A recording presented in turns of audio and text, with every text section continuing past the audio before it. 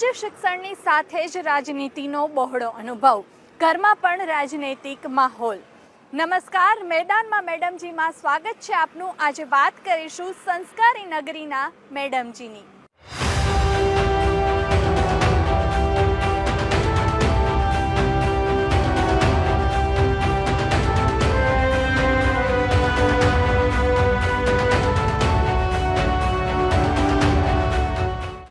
વડોદરા કોર્પોરેશનમાં વિરોધ પક્ષના નેતા અમીબેન રાવતને કોંગ્રેસે સયાજીગંજ બેઠક પરથી ટિકિટ આપી છે.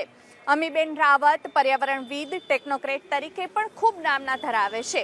તેમના પતિ નરેન્દ્ર રાવત કોંગ્રેસના સિનિયર લીડર અને પ્રવક્તા છે. ત્યારે આ મેડમજીને તેમના પતિદેવનો પણ સાથ અને સહકાર મળી રહ્યો છે. મેડમજી મેદાનમાં ઉતરી ચૂક્યા છે અને જીત માટે તેમણે કમર કસી લીધી છે. મેડમજી અમીબેન રાવત પરોઢિયે ઉઠવાનું પસંદ કરે અને પછી સવારનો સમય રસોડામાં પતિ અને પુત્ર માટે ચા નાસ્તાની વ્યવસ્થામાં પસાર કરે.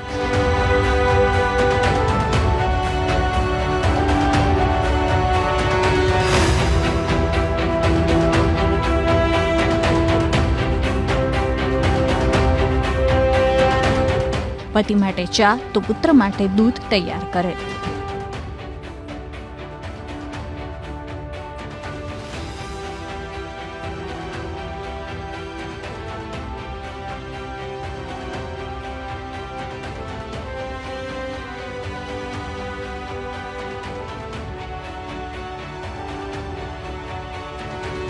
હોલમાં સવારના સમયે પુત્ર અને પતિદેવ ન્યૂઝપેપર વાંચતા હોય ત્યાં બેન ચા લઈને પહોંચે. પછી સવારમાં સમગ્ર પરિવાર સાથે ચા નાસ્તો કરે અને ચર્ચા પણ જામે.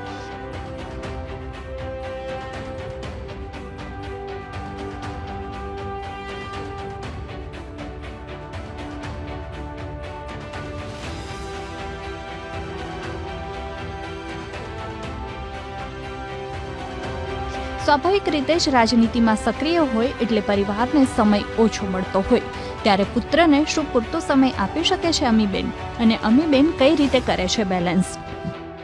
હા, મમ્મી તો સમય આપી શકે છે અને એમ ઘણી બધી વાર મળાઈ શકતું નથી, પણ જ્યારે બી ઘરે હોય છે ત્યારે વાત થાય છે. પછી પૂછે છે કે જમ્યું કે નહીં, ભણતર કેવું ચાલે છે, એવી રીતે વાત થાય છે. મમ્મી સવારે દૂધ બનાવી આપે, એના પછી તો હું સ્કૂલે જતો રહું અને પછી મમ્મી જ્યારે પાછા આવું ત્યારે હોય નહીં, કદાચ હોય તો સાથે જમીએ, નહીં તો પછી પાછો ટ્યુશન બીજી શેડ્યુલ થઈ જાય. એટલે જ્યારથી ભણીને નીકળીને મેરેજ કર્યા ત્યારથી જોબ આજીવન કરી છે, એટલે વર્કિંગ લાઈફ